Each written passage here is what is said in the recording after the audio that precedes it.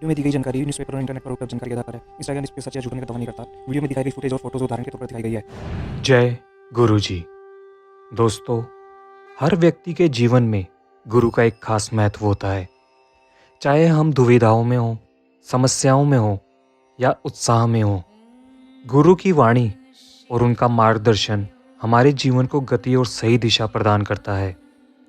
गुरु का स्थान उस पथ प्रदर्शक के समान है जो अंधेरे रास्तों में भी उजाला कर देता है और नामुमकिन को मुमकिन कर अपने भक्तों को खुशहाल जीवन प्रदान करता है। हर युग में, हर सदी में गुरुओं और पीर पैगंबरों का जन्म हुआ है जो समाज सुधार के कार्यों में जुटे रहे, जिन्होंने लोगों को छोटे बड़े और ऊंच नीच के बंधनों से मुक्त कराने का काम भी किया है। इसी तरह छतरपुर वाले गुरु जी भी अपने भक्तों में बेहद प्रिय हैं।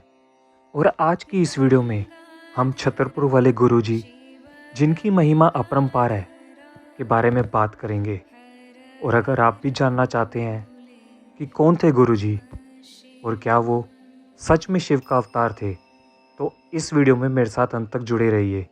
परंतु वीडियो शुरू करने से पहले अगर अभी तक आपने मेरे इस चैनल इंस्टाग्राम को सब्सक्राइब नहीं किया है तो इसे सब्सक्राइब करके बेल आइकन का बटन दबा दीजिए ताकि आपको भी नई नई जानकारी सबसे पहले पहुंचती रहे। तो चलिए आइए शुरू करते हैं विस्तार से।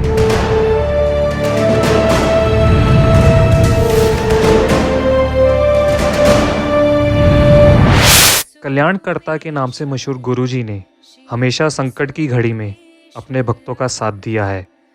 ऐसा कहा जाता है कि जो गुरु की शरण में गया, उनके सभी काम अपने आप पूरे हो जाते हैं। माना जाता है कि गुरु जी के वचन और उनका आशीर्वाद अपने भक्तों पर जन्म जन्मांतरों तक यूं ही बना रहेगा। गुरु जी की खासियत ये रही कि उन्होंने अपने जीवन काल में किसी भी व्यक्ति से धन या किसी भी वस्तु की अपेक्षा नहीं की और अपने भक्तों से किसी भी दान पुण्य के लिए इच्छा शक्ति जाहिर नहीं की, जिससे लोगों में उनके प्रति अटूट विश्वास और श्रद्धा बढ़ती चली गई। गुरु जी का जन्म 7 जुलाई 1954 को पंजाब के मलेरकोटला जिले के डुंगरी गांव में हुआ था। गुरु जी का बचपन से ही ध्यान, साधना और अध्यात्म के प्रति गहरा लगाव था। स्कूली शिक्षा प्राप्त करने के बाद उन्होंने राजनीति शास्त्र में स्नातक की डिग्री हासिल की।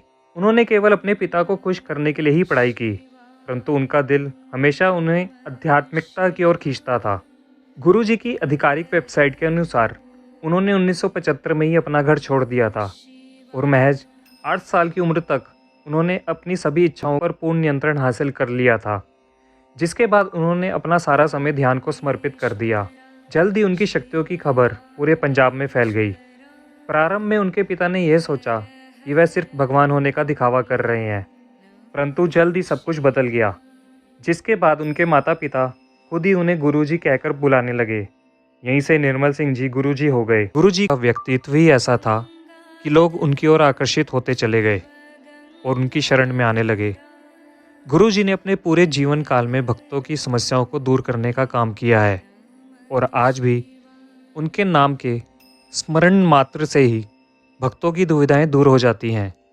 उनके भक्तों का कहना है कि उनके जीवन काल के दौरान उनकी शरण में जाते ही उन्हें आदि चिंताओं से मुक्ति मिल जाती थी।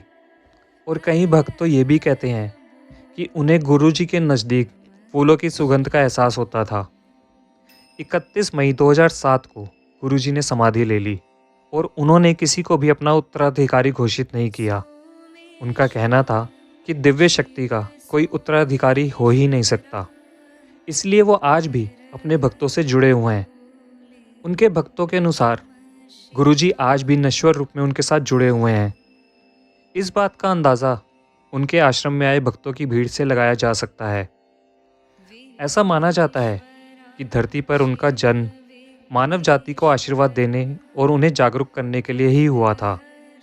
गुरुजी के दर्शन उनके आश्रम, जो कि दिल्ली के छतरपुर इलाके में है, वहाँ किए जा सकते हैं और उनकी समाधि स्थल के दर्शन करने के लिए लाखों की संख्या में लोग यहाँ आते हैं।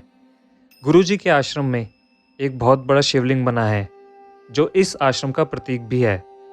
इस आश्रम में रोजाना हजारों भक्त पहुँचते हैं और ये भक्त कहते हैं कि गुरुजी के आश्रम में आने के बाद और गुरुजी का नाम लेने से ही उनके आधे से ज़्यादा दुख कम हो जाते हैं। वहीं गुरुजी को शिव का अवतार भी कहा जाता है। इसी वजह से उनके आश्रम में एक बड़ा सा शिवलिंग भी है। गुरुजी के नाम से किए जाने वाले सत्संग को लेकर मान्यता है कि जिस घर या जहाँ पर भी गुरुजी के नाम का सत्संग होता है, वहाँ पर गुरुजी खुद दर्शन देने आते हैं और अपना आशीर्वाद देते हैं। और इस बात का प्रमाण तब मिलता है जब वहाँ पर ओम लिखा हुआ नज़र आता है। वहीं कहा यह भी जाता है कि उनकी तस्वीर और उनके पद चिन्हों की फ़ोटो में भी ओम शब्द लिखा हुआ नज़र आता है। और तो और कभी कभी तो इन स्वरूपों से शहद की वर्षा होने का भी दावा किया जाता है। जालंधर में एक घर में बसने से पहले गुरुजी चंडीगढ़, पंचकुला, दिल्ली और मुंबई में रहे। 90 के दशक के दौरान गुरुजी ने छतरपुर में शिव मंदिर बनाया, जिसे उनके भक्त बड़ा मंदिर के नाम से जानते हैं। इसमें अब उनकी समाधि है। ऐसा माना जाता है कि गुरुजी के सत्संग में दी जाने वाली चाय और लंगर प्रसाद पर उनका विशेष दैवीय आशीर्वाद होता है, जिससे भक्तों के हर कष्ट दूर हो जाते हैं। आज गुरुजी को जैकलिन फर्नांडिस, हेमा मालिनी, एकता कपूर और ऋषि कपूर जैसी मशहूर हस्तियां भी फॉलो करती हैं और समय समय पर अपने अपने घरों में गुरुजी का सत्संग भी करती हैं। दोस्तों, आज की वीडियो में बस इतना ही। अगर आपको मेरी ये वीडियो और मेरा ये प्रयास अच्छा लगा तो इस वीडियो को लाइक करिए, दूसरों के साथ शेयर करिए और ऐसी ही वीडियो के लिए मेरे चैनल को सब्सक्राइब करिए। धन्यवाद। जय गुरुजी।